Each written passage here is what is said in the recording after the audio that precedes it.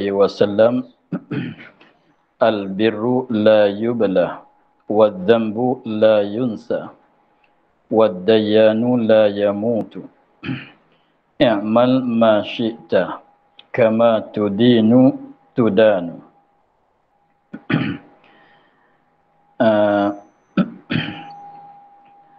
Yang pada 2 minggu lepas tu ada janji nak sebut doa su'ul maitah. Doa tu ada saya ada simpan ke Ustaz Zaidi ya. Kalau siapa nak tu boleh rujuk kepada Ustaz Zaidi ya.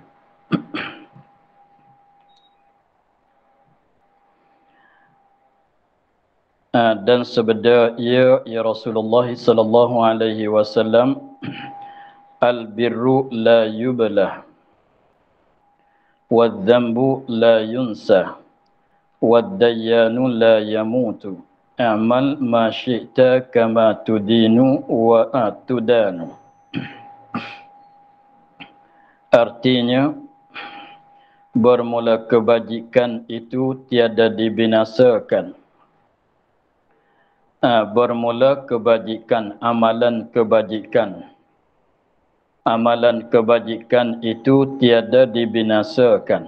Dengan maknanya bahawa setiap-tiap amalan yang diamalkan daripada oleh manusia, setiap-tiap amalan kebajikan, setiap-tiap amal kebajikan yang dibuat, yang dikerjakan oleh manusia itu dikekalkan sampai hari kiamat sehingga didapatkan balasan daripada amalan kebajikan itu.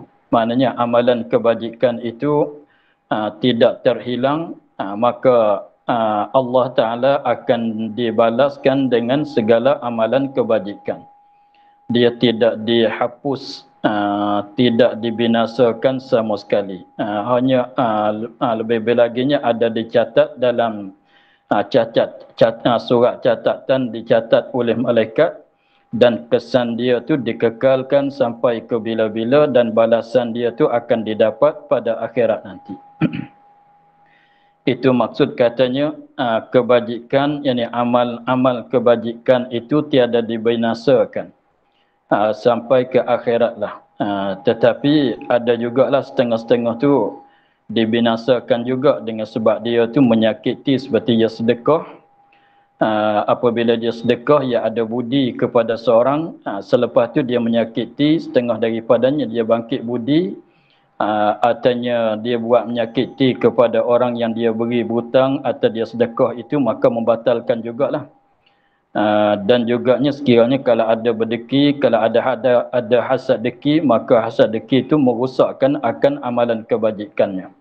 Tetapi kalau tidak ada benda-benda yang itu, maka pahala amal kebajikan itu akan dikekalkan sampai akhirat esok, akan dibalaskan di akhirat esok nanti, akan dibalas pada dunia. Dan dosa itu tiada dilupakan. Dan dosa itu tiada dilupakan. Dosa yang dibuat oleh seorang manusia, dosa itu tidak dilupakan, maknanya dosa itu tak dapat tidak bahawa dibalaskan di atasnya. Mana ada dosa mesti dibalaskan kerana berdosanya. Malaikat dia taubat, malaikat Allah Ta'ala mengampunkan dosanya. Sekiranya kalau dia tak taubat, dia tidak istighfar, Allah Ta'ala tidak mengampunkan dosa, maka dosa itu akan dibalas pada akhirat nanti. Dan Tuhan yang amat membalas itu, Tuhan yang amat membalas ialah lafaz Dayan. Dayan maknanya Tuhan yang amat membalas. Dan Tuhan yang amat membalas, membalaskan amalan hambanya, baik balas baik, jahat balas jahat, tiada mati. Dan Tuhan yang membalaskan amalan manusia, membalaskan amalan hambanya, baik balas baik, kalau amalan jahat dibalas jahat, maka Tuhan itu tidak mati sama sekali. Maksudnya akan berjumpaklah dengan balasan. Sebab kita bimbangnya kalau kita buat amalan nanti nak dapat balasan baik pada akhirat. Tiba-tibanya Tuhan mati tak ada sampai masuk kita, belum pada kita masuk syurga, sia-sia. Kalau fardunya Tuhan itu mati. Tiba-tibanya mati belum pada kita nak masuk syurga. Siapa pula nak bagi syurga kepada kita? Tetapi sebaliknya Tuhan tidak mati sama sekali, mana ada dianya, ada berkekalan, maka akan sampai, apabila sampai masa dia akan membalaslah akan amalan manusia itu. Jangan bimbanglah, sebab Tuhan tu mustahil di atasnya mati. Ada dia sampai ke bila-bila. Maka apabila manusia itu buat amal kebajikan, maka suatu hari akan jumpa dengan balasan baik. Siapa-siapa mengerjakan amalan jahat, maka suatu hari akan jumpalah dengan balasan jahat. Sebab yang membalas ada, sentiasa ada. Yang Tuhan Tuhan Allah Ta'ala, dia akan membalas. Dia tak mati sama sekali. Maknanya kita akan jumpa dengan perbalasan itu. Oleh itu, dengan sebab katanya tadi, kebaikan tidak kebajikan tidak dibinasakan, dosa pulaknya tidak dilupakan. Tuhan tak mati. Jadi macam mana pun kita manusia ini akan dibalas dengan secara tak dapat tidak. Cumanya baik ke jahat. Jadi kita manusia tak dapat tidak akan berjumpa dengan balasan amalan kita. Nak katanya apabila buat baik, buat amalan kebajikan itu dibinasa, tak dapat balasan baik. Kalau kata buat dosa, Allah Ta'ala terlupa kata kita buat dosa, maka tak dikena azab. Artinya buat amalan kebajikan, dibuatkan dosa, tetapi itu Tuhan tu mati belum pada dia nak balas, maka sia-sialah. Bukan begitu. Maka dengan sebab katanya amalan kebajikan tak binasa, dosa tak diterlupa, Tuhan yang nanti membalas, tidak mati sama sekali. Kalau begitu, buatlah apa nak buat. Maka dia katanya, perbuat olehmu akan barang yang engkau kandak. Buatlah, nak buat apa-apa pun. Nak buat maksiat, buatlah. Nanti kena balas. Kalau nak semayang, nak buat kebajikan, buatlah. Nanti kena balas juga.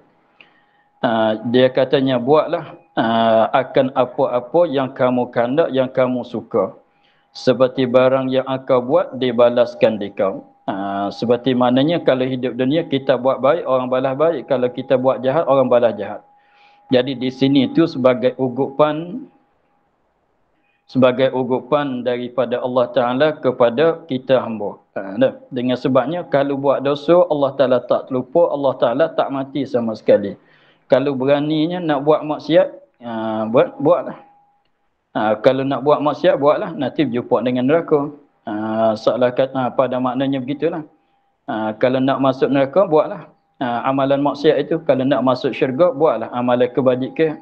Sebab Allah sentiasa nanti nak balas. Allah Ta'ala sentiasa nanti nak balas. Jadi maknanya di sini nak suruh kita ingat, katanya nak buat apa-apa, ingatlah kepada bahasanya akan ada dibalas, akan ada balasan. Baik secara baik, amalan baik dibalas dengan secara baik, amalan jahat dibalas dengan secara jahat. Maka kalau berani nak buat maksiat, buat. Jadi maknanya salah katanya kita sama-sama kita tak boleh nak larang pergi mari. Orang tu nak buat maksiat, buatlah. Ingat katanya nanti akhirat esok dia akan berjumpa dengan azab. Kalau orang nak buat amalan kebajikan, sukalah kita, serenaklah kita. Sebab dia dapat serenak, kita pun dapat nikmat dalam syurga esok. Kalau dia nak buat maksiat, kita dah larang. Kita dah tegur dah pada dia. Tapi dia nak buat juga, buatlah. Sebab apa? Sebab Allah nanti nak balas. Begitulah. Salah katanya, kalau berani dengan neraka, buatlah.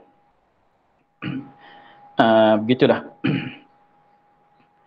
Dan bersabda Nabi dan bersabda Rasulullah sallallahu alaihi wasallam, az-zakatu qintaratul islami. Az-zakatu qintaratul islami. Artinya bermula zakat itu jembatan Islam. titian Islam, jambatan Islam. Jadi maknanya zakat itu adalah seperti zakat itu adalah seperti jambatan bagi Islam seorang. Maknanya kalau dia keluar zakat, maknanya dia ada binakan suatu jambatan dalam Islam dia. Maknanya kalau dia, dan sebaliknya maknanya kalau dia tidak mengeluarkan zakat, maknanya dia tidak membinakan jambatan Islam dia. Tetapi apakah maksud dengan kata jambatan Islam tu? Yakni jalan kepada tetap agama Islam. Jadi maknanya dibandingkan dibandingkan apabila kita nak melangkah akan sebuah sungai ke masalan, mesti kita melangkah mengikut jambatan. Untuk nak tetap kita, untuk tidak tenggelam kita, untuk tidak hanyut kita, maka mesti kena berjalan mengikut jambatan. Maka begitulah apabila seorang tu nak bagi sebenar Islam dia nya, maka mestilah dia tu keluar zakat. Sebab zakat itu ialah jalan untuk nak menetapkan dia di dalam agamanya. Itulah maksudnya. Dan bersabda Nabi dan bersabda ia sallallahu alaihi wasallam, bermula zakat itu kesucian iman. Bermula zakat itu kesucian iman. Zakat ini menunjuk di atas bahawasanya iman seorang itu iman yang bersih. Jadi maknanya apabila seorang itu ada wajib di atas dianya zakat, maka dia pun keluarkan zakat itu. Maka perbuatan keluarkan zakat itu menunjuk bahawasanya iman di dalam hati dianya adalah iman yang bersih. Mana betul-benar dia beriman dengan Allah, betul-benar dia beriman dengan hari balasan, dia beriman dengan Quran, dia beriman dengan segala Rasul dan hingga seterusnya. Dengan sebabnya kalau dia tak beriman dengan Allah betul-betul, dia tak tahu katanya Allah Ta'ala suruh. Betul-betul kalau dia ingat kata dia ni beriman dengan Allah, Allah adalah Tuhan dia, mestilah dia tu keluar zakat. Sebab hamba mesti taat kepada Tuhannya. Dan sekiranya kalau dia tu beriman, betul-betul beriman dengan hari balasan, mesti dia kena keluar zakat. Sebab nanti kalau tak keluar zakat akan ada balasan jahat. Maka dengan sebab sempurna keimanan dia tentang hari balasan, hari kiamat, maka dia keluarkan zakat. Betul-betul dia tu beriman dengan Quran, dengan sebab dalam Quran tu disuruhkan dia mengeluarkan zakat, maka dia pun dah keluar, mana betul-betul dia beriman dengan kitab, dengan Al-Quran.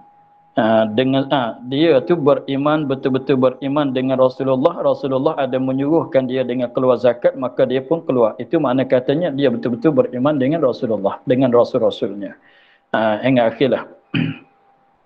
Itu maknanya perbuatan amalan keluar zakat itu jadi alamat katanya iman seorang itu adalah iman yang bersih, iman yang suci daripada kekotoran dalam imannya. Dan bersabda ya Rasulullah sallallahu alaihi wasallam, pelihara oleh kamu akan harta kamu dengan zakat, dan ubati akan segala yang sakit kamu dengan sedekah.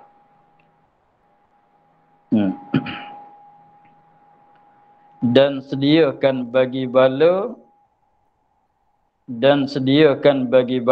akan doa. Katanya pelihara oleh kamu, mana jaga oleh kamu, kawal oleh kamu, begitu. Pelihara oleh kamu, jaga oleh kamu, mengawal oleh kamu akan harta kamu. Dengan apa tu? Dengan zakat. Dengan cara kita keluarkan zakat. Mana zakat itu boleh meliharakan harta kita daripada dizalimkan. Orang tak nak curi kalau kita keluar zakat. Harta kita lepas pada curi, lepas pada dizalim, lepas pada kena tipu kalau kita keluar zakat. Itu makna katanya apa dia? Hassinu amwalakum bis sadaqah. Jadi maknanya zakat ini sebagai pagar. Seolah-olah katanya pagar yang kita memagar akan kebun kita, akan harta kita. Harta kita kalau tak ada pagar itu, boleh jadi orang curi nak masuk curi, boleh jadi binatang nak masuk mengkhianatkan tanaman kita, benda-benda kita. Tetapi apabila kita dah buat pagar, selamatlah daripada orang masuk curi dan sebagainya. Jadi zakat itu seolah katanya pagar kotor bagi segala harta kita. Jadi maknanya itulah kata setengah ulama katanya ini memangnya begitu. Orang yang wajib di atasnya zakat, maka dia pun keluarkan zakat, maka harta dia itu akan selamat. Tak kena tipu dia orang, tak kena curi dan lain-lain lagi. Jadi maknanya itu zakat tu seolah kata pagar bagi segala harta dia. Itu suatu kelebihan bagi zakat. Dan ubati akan yang sakit, akan segala yang sakit kamu dengan sedekah. Jadi sedekah ini boleh jadi ubat untuk mengubatkan orang sakit. Sebab tu apabila kita jatuh sakit, kita banyakkan sedekah. Apabila kita jatuh dalam sakit, kita banyakkanlah amalan sedekah. Dengan sebab sedekah itu satu jenis penawar yang boleh menyembuhkan penyakit. Sebab tu kalau kita berubat, memanglah kena berubat, kena berjumpa doktor, kena makan ubat, kena apalah. Tetapi dalam keadaan kita makan ubat, dalam keadaan kita berjumpa doktor, kita usaha atas jalan zahir, juga kita usaha atas jalan batin. Kita usaha mengubatkan penyakit kita dengan secara zahir, kita berjumpa doktor, dan kita mengubatkan penyakit kita dengan secara batin, ialah kita mengeluarkan zakat, kita mensedekahkan. Jadi sedekah itu menyebabkan kita mudah sembuh daripada penyakit. Sebab tu ada setengah tu apabila dia jatuh sakit itu, dia percaya kepada hadis ini, dia banyakkan sedekah, maka penyakit dia cepat sembuh. Itu kelebihannya.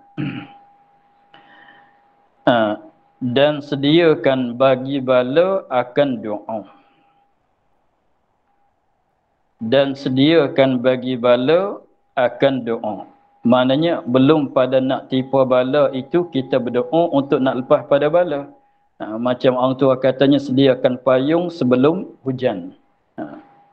Sediakan payung sebelum hujan. Maksudnya sama. Maksud lebih kurangnya gitulah. Jadi belum pada kita nak tipu bala, kita dah berdoa untuk lepaskan daripada bala. Maka kalau kena pun tak berat sangat. Bala yang dikena itu emol lepas langsung, tak kena, tak ditipui oleh bala, artinya tipu juga tapi tak jadi bersangatan beratlah. Apabila dalam keadaan kita kesenangan, dalam keadaan kita tak kena bala, kita dah berdoa siap-siap untuk nak bagi lepas daripada bala. Itu maksudnya doalah di awal-awal supaya kita lepas daripada bala.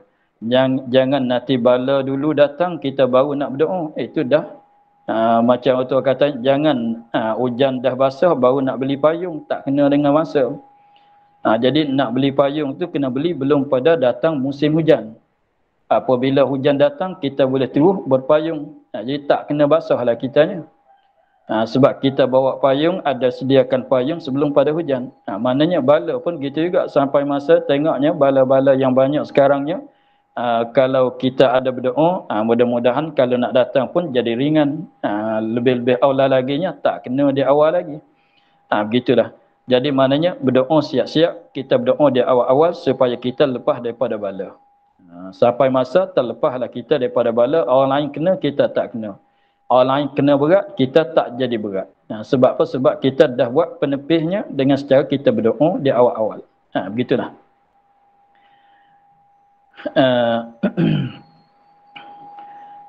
Itu sebuah hadis. Tapi yang kita nak di sininya, dia hadis tu, yang kita nak di sini masalah zakat itulah. Jadi maknanya zakat itu satu khasiat dianya ialah satu kelebihan yang Allah Ta'ala bagi kepada orang yang keluar zakat selain pada diberi pahala, ialah zakat itu jadi sebagai pagar yang menjaga mengawalkan harta kita, dan sedekah itu ialah setengah pada khasiat dianya ialah boleh menyembuhkan penyakit. Begitu. Dan firman Allah Taala, walladzina yaknizuna adh-dhahaba wal fiddata wa la yunfikunaha fi sabilillahi fabashshirhum bi'adzabin alim yauma yuhma 'alaiha fi nari jahannama fatukwa biha jibahuhum wa junubuhum wa zuhuruhum hadza ma kanaztum li anfusikum fadhuku ma kuntum taknizun.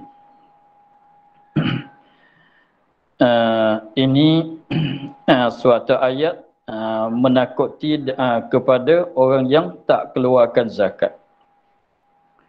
Katanya, artinya, dan segala mereka yang mengandung, segala mereka yang menggedong, apa maknanya? Yakni menaruh, mesimpan mereka itu akan emas dan perak. Dia bahasa Arabnya kanzun. Kanzun tu kalau mengikut asal lurahnya, kanzun tu kalau mengikut asal lurahnya maknanya dia mesimpankan harta. Dia mengumpulkan harta serta dia tanam dalam tanah dan tidak ambil belanja dengan harta itu. Itu maksud katanya. Kalau orang Arab, dalam luar Arabnya sebut kata kanzun, menggedongkan akan harta. Asal orang Arabnya, dia himpunkan harta sehingga jadi banyak dan dia tanam ke dalam tanah. Itu sebab mereka orang dulunya nak simpan dalam rumah tu sebab simpanan tidak ada. Nak bagi selamat tu dia simpan dengan secara kambus, tanam di dalam tanah. Dan apabila dia kambus, tanam, maka dia tak ambil buat belanja dengan harta itu. Itu asal maknanya kanzun dalam makna lugah, dalam lugah Arabnya begitulah. Mengumpulkan harta, menghimpunkan harta dan tanamkan di dalam tanah, untuk jadi simpan dalam tanah lah. Letak dalam tepayan ke masalan, lepas tu dia tanam dalam tanah dan tak ambil guna. Jadi simpan dalam gitulah, tak ada ambil belanja, tidak ambil guna. Itu makna lughahnya. Tetapi di sini maknanya dia simpan, dia kumpulkan harta, dia simpankan harta, sehingga dia tu tak mengeluarkan zakat dengan harta itu. Itulah yang maksud di sini. Dan segala mereka yang menggedong, yakni menaruh, yakni simpan, mereka itu akan emas dan perak. Mesimpan, menggedongkan akan emas dan perak. Kenapa sebut emas, kenapa sebut perak? Sebabnya orang dulunya dia nak belanja dengan emas dan perak. Jadi emas dan perak jadi duit sekarang lah. Mata duit sekarang lah. Sebab mereka tidak ada duit kertas, duit siling, tidak ada pada masa dulu. Nak belanja bayar dengan emas, artinya tidak pun bayar dengan perak. Yang dibuat jadi dirham, kalau perak dijadikan duit dirham, kalau emas dijadikan duit dinar. Jadi maknanya sepatutnya emas dan perak itu Allah Ta'ala bagi kepada kita hamba-Nya untuk jadi kegunaan bagi kita. Untuk jadi kegunaan bagi kita. Guna buat perhiasan, bagi mereka yang boleh guna emas. Orang perempuan boleh guna perhiasan emas. Orang lelaki boleh guna cincin perak saja. Adapun orang perempuan boleh guna emas, boleh guna perak dengan mana-mana alat-alat perhiasan. Adapun orang lelaki, emas tak boleh guna mana-mana cara sekalipun, hanya boleh guna perak yang jadi cincin saja. Jadi tali tangan pun tak boleh, walaupun perak itu kalau orang lelaki. Jadi maknanya emas dan perak itu hikmat Allah Ta'ala menjadikan emas dan perak itu untuk kegunaan kita. Satunya kegunaan untuk jadi perhiasan yang harus, dan jadi apa dia, pembelanjaan. Jadi apa, jadi pembelanjaan bagi kehidupan dia. Nak beli, nak jual, nak apanya, nak beli, nak jual beli, nak sewa menyewa dan sebagainya, mesti kena guna emas dan perak. Jadi maknanya hikmat Allah Ta'ala menjadikan emas dan perak itu untuk kegunaan dalam hidup kita, dalam kehidupan kita. Maka apabila siapa-siapa yang menyimpankan emas dan perak itu, maka kira katanya dia tu guna emas dan perak tak kena dengan hikmat Allah Ta'ala. Siapa-siapa emas, menyimpankan emas, tidak ambil guna, tidak ambil buat belanja, tidak ambil jadi perhiasan, maknanya dia dapatkan emas tetapi guna emas dan perak tak kena dengan hikmat Allah Subhanahu Wa Ta'ala. Lalu tu sebagai dendaan di atas orang yang itu, maka wajib di atas dianya zakat. Sebab itulah kalau emas dan perak tetapi dijadikan alat perhiasan, jadi cincin, jadi tali tangan dan sebagainya, maka dipakai oleh orang perempuan, maka tak wajib zakat. Sebab emas dan perak dah jadi perhiasan yang harus. Jadi perhiasan yang harus ialah emas harus bagi perempuan, perak pun harus bagi perempuan, perak cincin harus bagi orang lelaki. Maka sekiranya diguna mengikut betul dengan hikmat, tak wajib zakat. Begitu.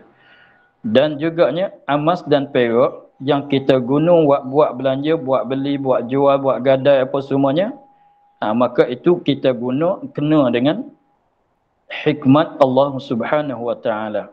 Maka siapa yang menyimpankan akan emas dan perak, tidak gunakan emas dan perak, simpan diamnya gitu, maknanya tak kena dengan emas dan perak, lalu tu diwajibkan keluar zakat. Apabila wajib di atas dia keluar zakat tetapi emas itu disimpankan, dia tak keluarkan zakat emas dan perak yang mana dia simpan itu. Jadi maksud di sininya dia menyimpankan emas dan perak. Sebab emas dan perak itu sebagai pembelanjaan pada masa dulu. Maka jadi sekarangnya duit sekarang tu pada hukumnya emas dan perak. Jadi orang yang menyimpankan duit, menyimpankan emas, menyimpankan duit, mata duit sekarang sama dengan orang menyimpankan emas dan perak. Jadi wajib kena zakat. Kalau tak keluar zakat duit sekarang, maka sama dengan tak keluar zakat emas perak pada masa dulu. Begitulah. Apa maksud menyimpan, apa maksud menaruh, menyimpankan emas dan perak itu? Tiada manfaat mereka itu akan dia, mana tidak ambil guna. Macam kata tadilah, dia emas dan perak hikmatnya untuk kita guna. Allah Ta'ala menjadikan emas dan perak itu untuk kita guna jadi pembelanjaan atau guna jadi perhiasan. Maka dia simpan diam gitu, lebih-lebih lagi orang dulunya simpan dalam tepayan, dia tanam dalam tanah, duduk situlah. Jadi tak ambil guna dengan mana-mana cara gunaan sekalipun. Dan tiada manfaat mana tak ambil guna. Mereka itu, mereka yang menyimpan tadi akan simpanan emas dan perak, akan emas dan perak yang mana dia simpan. Tidak manfaat, tidak ambil guna, tidak membelanjakan pada jalan Allah. Tidak guna pada jalan Allah, pada jalan yang disuruh oleh Allah. Allah Ta'ala suruh dia keluarkan zakat dengan sebab dia simpan, maka dia tak keluarkan zakat dengan zakat emas dan perak itu. Itu maknanya di sini. Adapun yang sunat itu tak masuklah sebab tak salah dengan tak sedekah sunat. Yang jadi salah, yang jadi dosa besarnya ialah tak keluarkan akan zakat. Padahal dia tu simpankan emas dan perak padahalnya dah sampai nisab dan cukup haulnya. Cukup satu pusingan tahun dan cukup sampai nisab. Padahal dianya tak keluar. Maka itu dikira kata berdosa besar lah dia. Itu maknanya tiada manfaat mereka itu akan emas dan perak yang disimpan pada jalan Allah, pada jalan taat Allah. Dengan maknanya dia tidak mengeluarkan hak zakat. Tak mengeluarkan zakat. Zakat emas dan perak yang dia simpan itu dia tak keluar. Dengan maknanya yang nak di sininya, kalau kita kata orang itu simpankan emas dan perak, kalau masa sekarang dia simpankan duit, mata duit itu banyak, tetapi dia keluar zakat duit simpanan itu, maka tak masuk dalam celaan di sini. Tak masuklah dalam celaan di sini. Maknanya maka di sini tu maksud kata nak cela di sini, tepat kata nak jatuh azab di sini di mana? Dia tak keluarkan zakat. Bukan salah disimpan ke tak simpan. Simpan tu tak salah tapi kalau simpan sampai nisab, sampai haul, kena keluar zakat lah. Itu tak salah. Jadi maknanya disalah di mana? Salah tak keluarkan zakat. Adapun mesimpan itu, kalau kita berdosa ke tidak, memanglah tak berdosa. Semata-mata simpankan harta walaupun begitu banyak sekalipun. Tapi kena keluar zakat lah. Sampai masa kena keluar zakat. Sampai masa kena keluar zakat. Jadi bolehlah nak simpan harta banyak tu boleh. Duit banyak nak simpan pun boleh. Tetapi syaratnya kena keluar zakat. Kalau tak keluar zakat itulah masuk dalam ayat ni.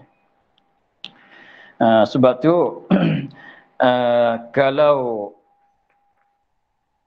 kalau begini maknanya kalau dia simpan, dalam keadaan dia simpan, dia ada keluar zakat, maka tak masuk dalam celaan ayat ini.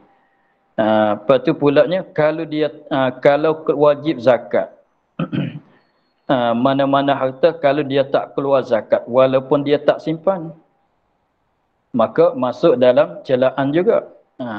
Walaupun dia tak simpan kat rumah ke masalah, atau dia bagi berhutang ke siapa-siapa, tapi sampai masa dia tak keluar zakat, maka sama juga. Jadi maksudnya salahan di mana? Salah tak keluar zakat. Di situ. Dan tiada manfaat. Tengok dia kata dan, maknanya campur dua benda tu nak jadi salah. Simpan serta tak keluar zakat. Kalau simpan serta keluarkan zakat tak salah.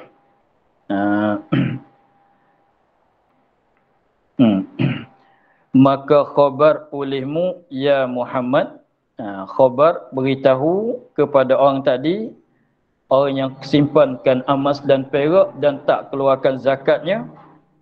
Allah Ta'ala perintah kepada Nabi Muhammad suruh sampai kepada mereka, khabar beritahu kepada mereka akan mereka itu dengan azab yang amat pedih.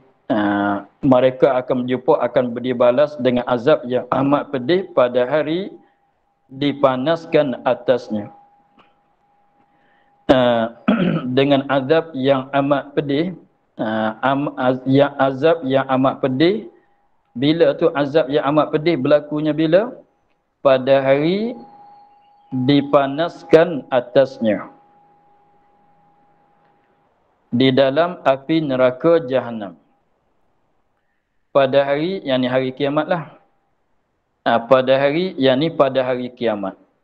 Tetapi hari kiamat itu diazab kepada akan orang yang tak keluar zakat, emas dan perak. Di sini nak cerita cara diazabkan akan orang yang tak keluar emas, tak keluar zakat emas dan perak.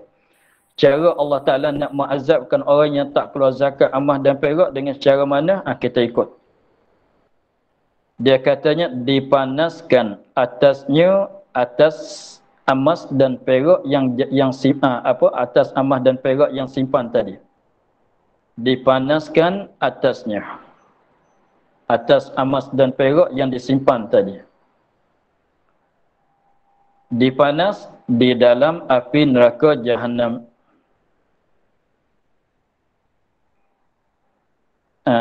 Dipanaskan emas, dipanaskan perak di dalam api neraka Jahannam. Kemudian maka diselarkan,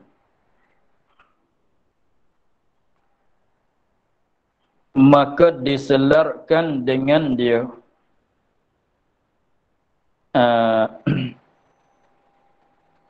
maka diselarkan, mana diletak kat tubuh.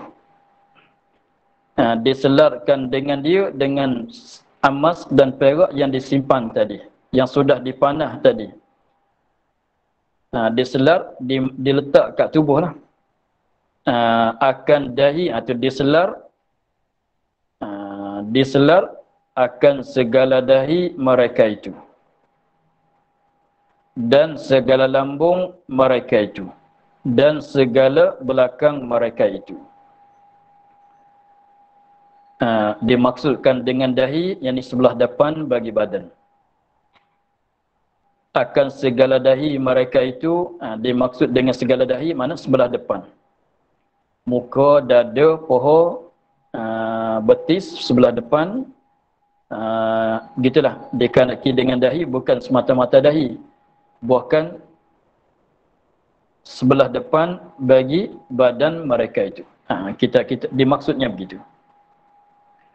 Dan segala lambungnya, dan segala lambung mereka itu, mana sebelah tepi-tepi itu, lambung kanan dan lambung kiri, dan segala belakang. Bukan belakang betul dengan dada, mana sebelah, memanglah belakang tu mana yang betul dengan dada tu, tapi maksud di sini yakni sebelah belakang. Dan segala belakang maksudnya sebelah dan segala belakang yang sebut tu ialah belakangnya betul dengan dada, tapi maksudnya sebelah belakang. Maksudnya sebelah belakang. Jadi pendek katanya, diselarkan dengan dia akan segala dahi mana sebelah depan bagi badan dia. Dan segala lambungnya sebelah tepi, tepi kanan, tepi kiri bagi badannya. Sampai ke kaki lah, mulai di kepala sampai ke kaki lah. Dan di belakang mana sebelah belakang. Pendek-pendeknya apa dia? Dilikungkan akan seluruh tubuh badan dia. Maksudnya dilikungkan, ditutupkan dengan akan seluruh badannya. Mudah kata dibungkus lah.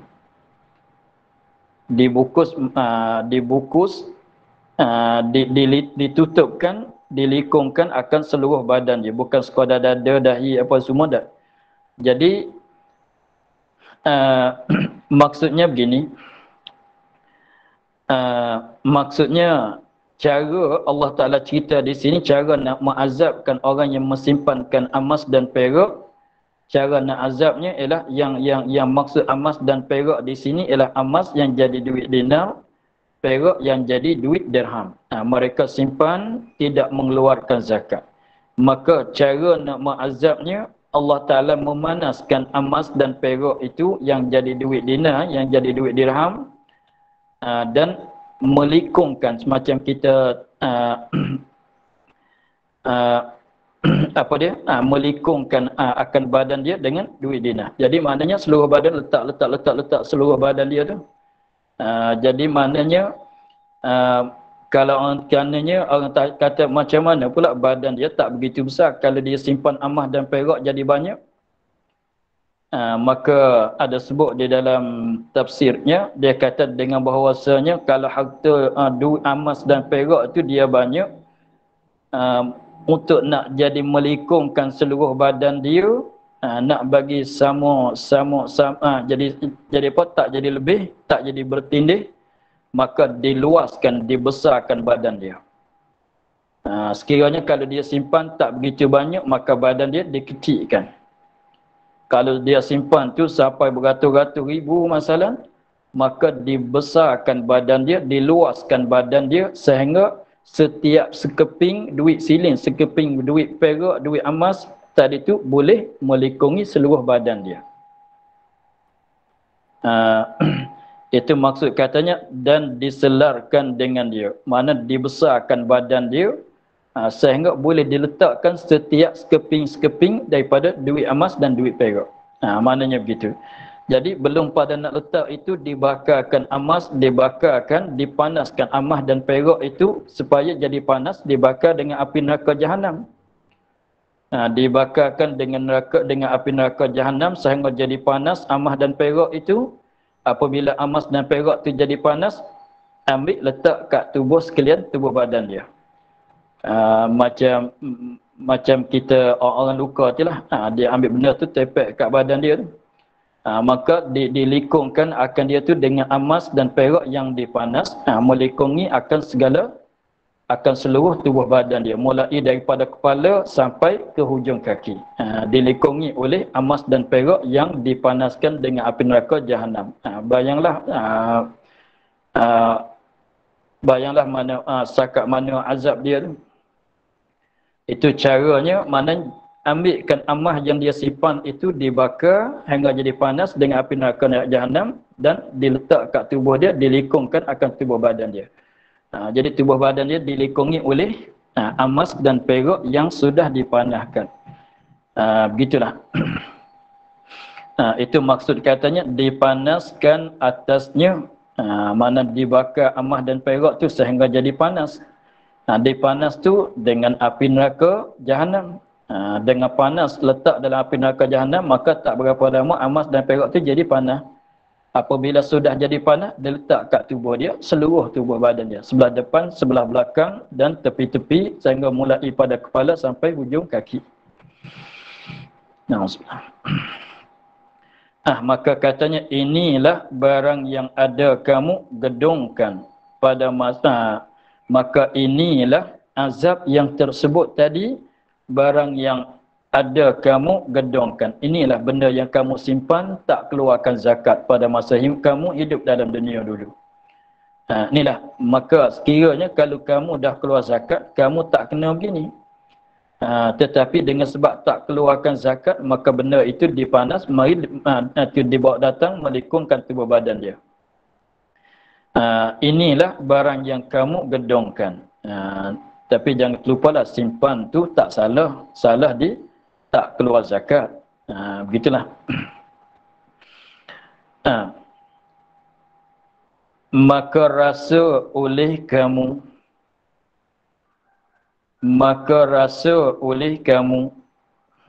ini terjemah dari maksud dengan katanya fadhuku.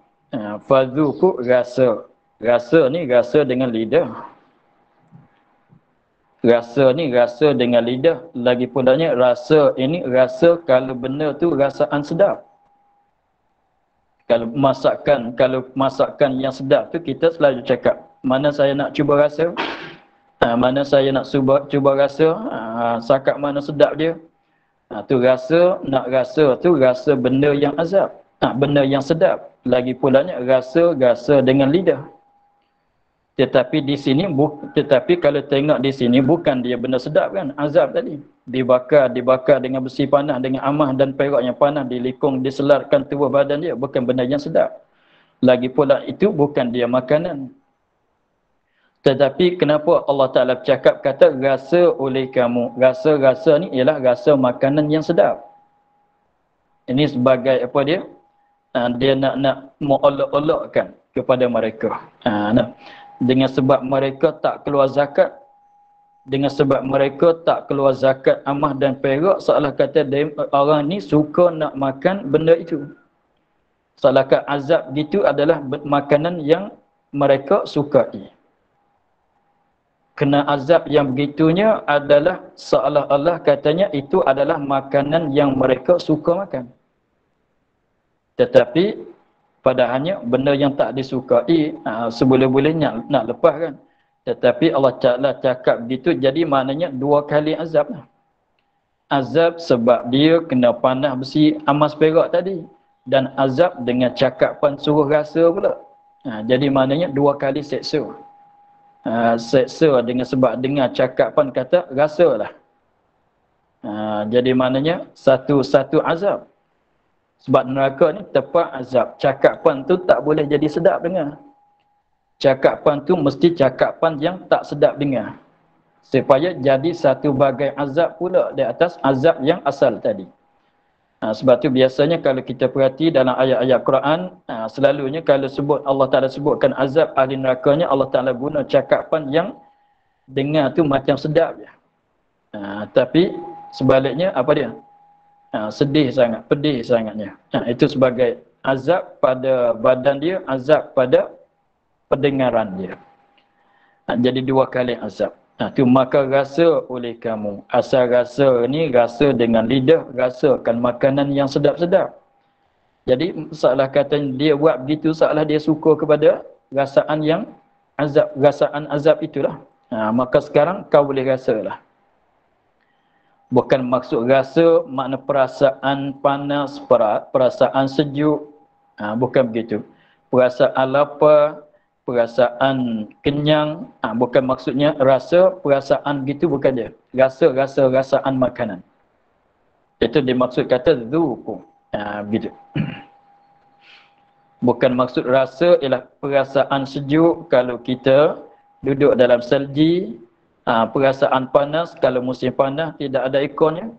Bukan maksud begitu. Perasaan lapar, bukannya begitu. Mana rasa di lidah.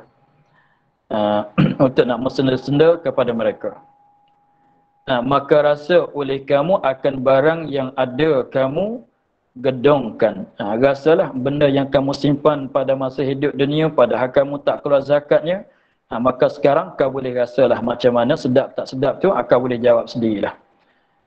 Begitulah maksud daripada ayatnya. Itu sebagai apa dia? Sebagai apa dia? Ugupan daripada menakuti daripada tidak mengeluarkan zakat, yang mana maksud di sininya ialah zakat emas dan perak. Tetapi kita kias data emas dan perak, maknanya segala jenis-jenis zakat kesemuanya. Maka sekiranya tidak mengeluarkan zakat, maka akan berjumpa dengan azab yang sangat memedihlah. Tetapi kalau tak keluar zakat benda lain, cara lain pulaknya azabnya. Ini cara nak azab orang yang tak keluar zakat emas dan perak. Cara azabnya seperti disebut tadi. Tapi kalau tak keluar zakat benda lain, cara lain pula azabnya. Begitulah. Maka